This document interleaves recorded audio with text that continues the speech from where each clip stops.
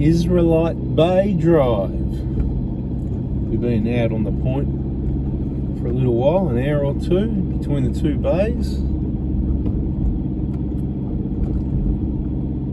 We're just cruising back along Israelite Bay. Sometimes when the tide's up, you won't be driving on the beach. Usual rules apply. Somebody asked in the comments about what tyre pressures do I run. Now,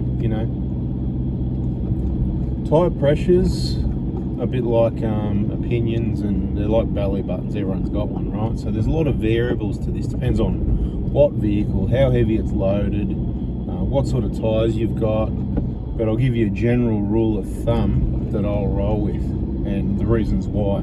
Two reasons I let the tyres down. One is for traction, one is for comfort for myself and the vehicle and the occupants, and the other one really is maybe to help protect the tyre or maybe to help damage the tyre. Depends what you believe. Let the tyre down when a rock pushes into it, a sharp rock, because it gives, it might not puncture it.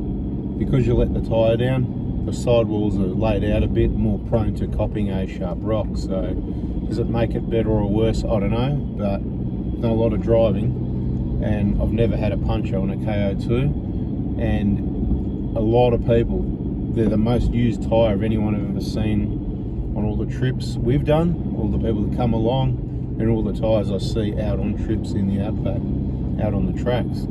Things are changing currently, and that's fine, because I do agree that, look, some people say they never were good. Depends what you want them good for.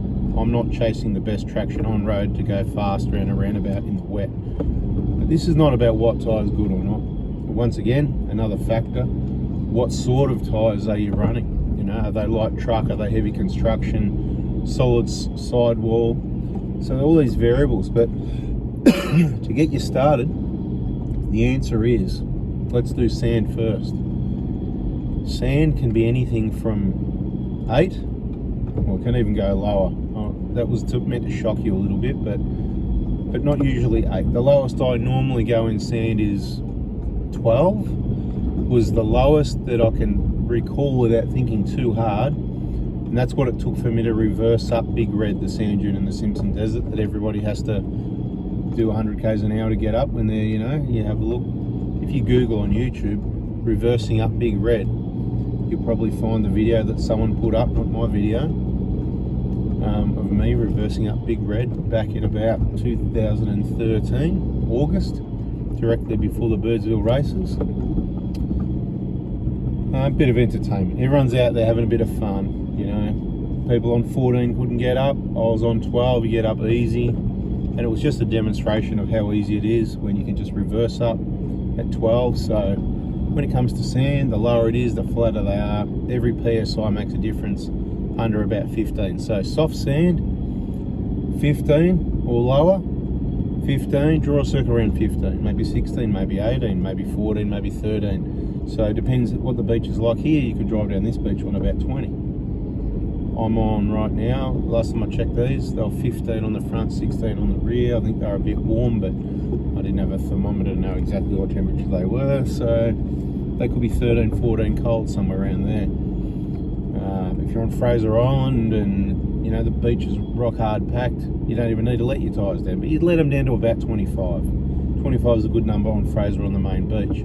If it's okay inland, that'll get you by as well, no dramas. But if it's soft, you might need to let them down a bit more. And if you're going up Nagala Rocks, that sort of area, I'd recommend you probably drop them down to about, check, they're going to be hot. If you drop them to 15 or 14 before you go through there, after you've just stopped driving and they're hot on a hot day, they're probably going to get you through as long as you've done everything right. Traction control button, hold it for a few seconds, turn all that gear off. You want all your technology off. Long story short, it's going to bog you down when a wheel spins. It's going to put the brakes on. It's going to take power away from your right foot, which you need momentum. So your biggest issue is it's taking power away. You don't want any of that. So before you hit any beach, turn your traction control off, center diff locks on, all your standard four-wheel drive stuff. You can leave your lockers off usually. You don't really need any lockers, whatever. There'll be times when it helps, but generally, like when it's offset, when you got moguls.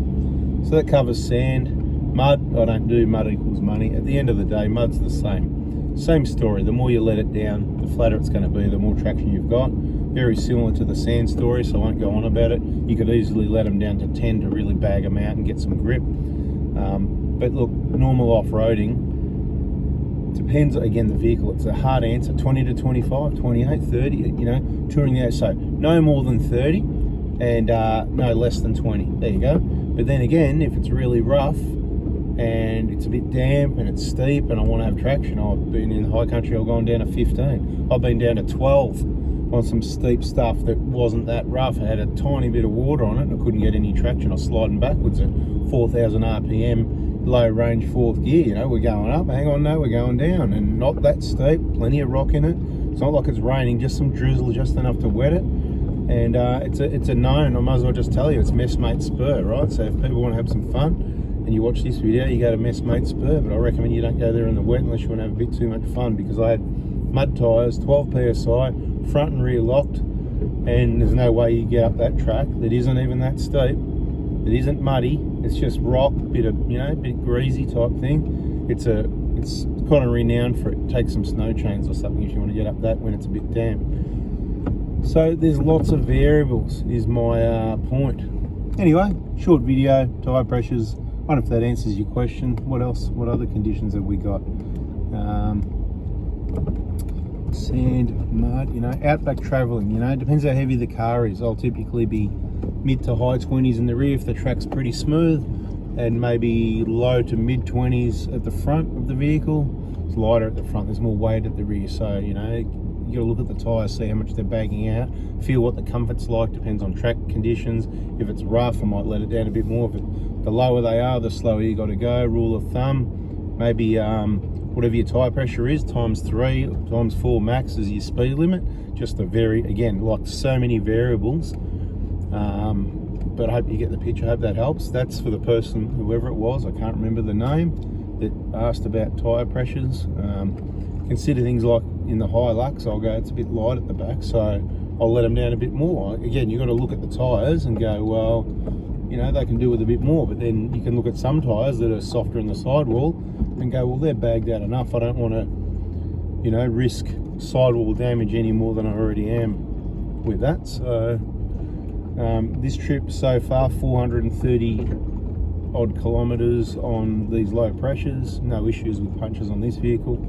The other one, it did cop a massive hole in the sidewall of the KO2. Bit of an accidental afternoon, let's blame a few things. Bit of sun in the eyes, a couple of refreshments, you know, not a big thing, just, you know, over a couple, you know, not a, you know, under definitely limits and all that, but, you know, a bit relaxed, having a chit chat, a couple of drinks, and hit a rock at the side of the track pretty hard and just whacked a hole straight through the side. So I wouldn't even call that a genuine failure, you know what I mean? It's kind of just a bit of a mistake driving. It's what caused it. So the KO2s have been very reliable for me over the years. I've got a number of sets of them. The only time there's been punches is when I've driven over something like fencing wire, a tap, some nails, blah blah blah, all this sort of thing, right? So I never had a genuine pop the rim off leak or you know, sliced the tyre sidewall open. I have on other brands of tyres, which is why I went back to these and I kept using them, because of the odds, what I've seen, they're just they're really good tyres, you know, but they don't make them anymore. The rubber's not as good as it used to be. They do get a bit worn, and then they're not going to have as much traction, even less again. So in the wet, not so good. And whatever ski, right? Hope you like the videos. Subscribe, turn the bell on, and we'll bada bing bada boom some more chit chat information. I do read the comments. Problem is, if you put a comment when I'm on a trip, I'll be quickly there's a lot of comments, right?